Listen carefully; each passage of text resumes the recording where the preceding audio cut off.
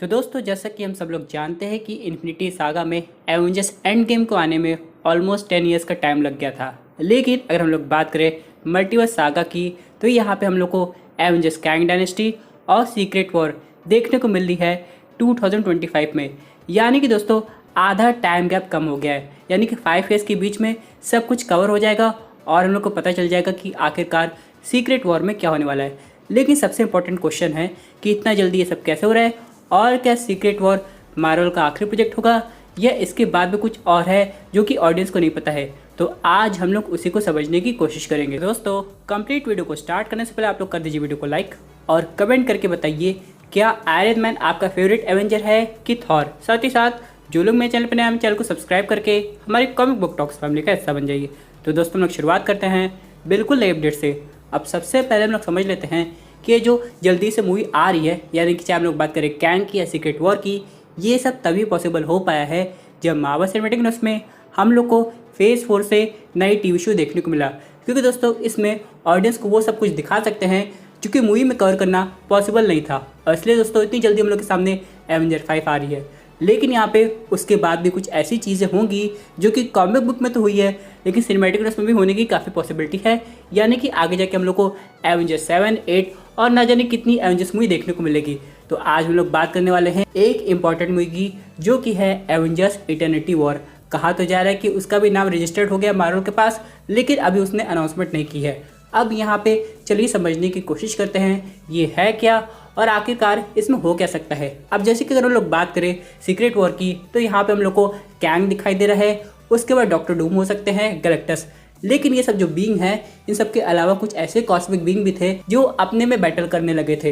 अब जैसे कि अगर हम लोग बात करें इटर्निटी वॉर्स की, तो इसकी कहानी कुछ इस तरह है कि यहाँ पे जो पहले मल्टीवर्स हम लोग को देखने को मिलता है, वो असल में एक कंबाइन यूनिवर्स था। लेकिन यहाँ पे सेलेस्टियल्स के बीच में बैटल हो गई, जिससे वो जो यूनिवर्स है वो कई टुकड़ों में बट गया, और इसी को हम लोग मल्टीवर्स के नाम से जानते हैं। अब जैसे कि मार्वल ने कॉस्मिक बीइंग को दिखाना शुरू कर दिया है। अगर हम लोग बात करें सेलेस्टियल की, तो हम लोग ने इसे गार्डियंस ऑफ द गैलेक्सी में भी देखा है और इटर्नल्स में भी। लेकिन पहली बार एक और बड़ी एंटिटी दिखाई गई है, जो कि है इटर्निटी। एक तरीके से देखा जाए, उसकी हम लोग को बस एक ही ताकत दिखाई गई है कि जो भी उसका दरवाज़ा पहले खोलेगा उसकी विश पूरी हो जाएगी। लेकिन इन सब के अलावा अगर आप लोग कॉमिक बुक पढ़ेंगे तो इटर्निटी के कई काम है। तो यहाँ पे अभी हम लोग को ना तो कैंग डायनेस्टी के बारे में पता है और ना ही सीक्रेट वॉर के बारे में। हालांकि जो लोग कॉमिक बुक पढ़े हैं उनको पता होगा कि सीक्रेट वॉर में एक बैटल वर्ल्ड क्रिएट होता है, जहाँ पे मल्टीवर्स से सुपर विलन्स और सुपर हीरो आते हैं और यहाँ पे सरवाइव करने की कोशिश करते हैं। और इसमें जो मूवी का जो मेन विलन है वो कैंग के अलावा डॉक्टर डूम भी हो सकता है। इन सब के बाद दोस्तों, यहाँ पे गैलेक्टस का अपीयरेंस होगा, लेकिन मुझे लग रहा है उसे किसी और मूवी के लिए बचा के रखा जाएगा। क्योंकि दोस्तों, किसी को भी यकीन नहीं हुआ था कि केविन फाइगी इतनी जल्दी एवेंजर्स मूवी की अनाउंसमेंट कर देंगे। हालांकि यहाँ पे हम लोग को ना तो म्यूटेंट पता चली ना ही डेडपूल, लेकिन हम लोग एक चीज कंफर्म करके कह सकते हैं, अभी तक जो रिलीज डेट है वो तो दिखाई दे रही है, लेकिन उसमें कौन सी मूवी आएगी वो नहीं पता है। तो एक म्यूटेंट मूवी तो कंफर्म है, उन सबके बाद डेडपूल 3। और ये जो कैक्टस है ये अभी अर्थ लेवल के हैं। यानी दोस्तों, अभी कुछ ऐसे कैक्टस भी आएंगे जो कि कॉस्मिक वॉर या फिर इटर्निटी वॉर में हम लोग को देखने को मिलेंगे। जैसे कि अगर हम लोग बात करें, एक कैरेक्टर है जिसे आप लोग ने एवेंजर्स के एनिमेटेड टीवी सीरीज में देखा होगा, जिसकी पावर थोड़ी बहुत सुपरमैन जैसी लगती है, क्योंकि उसके पास भी हीट विजन है, वो उड़ सकता है और वो दूसरे प्लैनेट से आया है, जो कि है हाइपेरियन।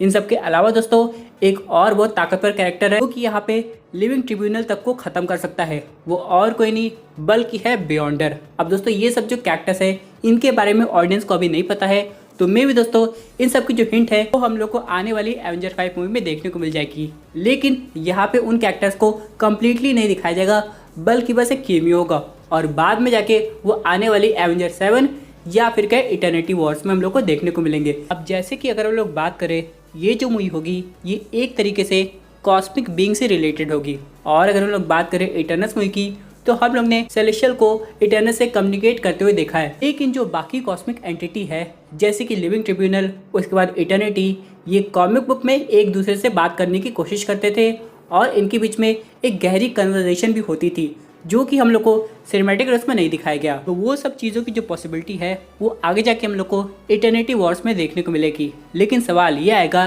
कि एवेंजर सीक्रेट वॉर जब खत्म होगी तो उसके बाद आगे ऐसी हम लोग को कौन सी मूवीज दिखाई देगी तो कि उस इवेंट को बिल्ड करेगी। तो मेरे हिसाब से यहाँ पे एक pre historic Marvel cinematic universe की मूवी होनी चाहिए। यहाँ पे बताया जाए कि सेलेस्टियल्स का जन्म कैसे हुआ। हालांकि उस चीज को इटर्नल्स मूवी में ठीक तरीके से समझाया गया है, लेकिन इन सब के अलावा जो बाकी कॉस्मिक एंटिटी है जैसे कि वॉचर, उसके बाद लेडी डेथ, इटर्निटी, इन्फिनिटी, ये सब के बारे में हम लोग को डिटेल में नहीं पता है। हालांकि थॉर लव एंड थंडर में हम लोग उस जगह पे गए थे जो इटर्निटी का दरवाजा था और बाकी कॉस्मिक बीइंग की हम लोग मूर्ति भी देखे थे, लेकिन उसके आगे का क्या ये कोई नहीं समझा पाया अभी तक। तो यहाँ पे मार्वल स्टूडियोज ऑडियंस को और डीप में ले जाने की कोशिश करेगा और बताएगा कि सीक्रेट वॉर तो बस एक और शुरुआत है, इसके आगे भी ऐसे कई चीज़ें हैं जो कि ऑडियंस को काफ़ी हैरान कर सकती हैं। और अगर हम लोग बात करें इटर्निटी वॉर्स मूवी की, तो यहाँ पे मेरे हिसाब से कुछ ऐसे एवेंजर्स हम लोग को देखने को मिलेंगे जो कि पहले कभी नहीं दिखाई दिए, साथ ही में कुछ पुराने लोग भी रहेंगे।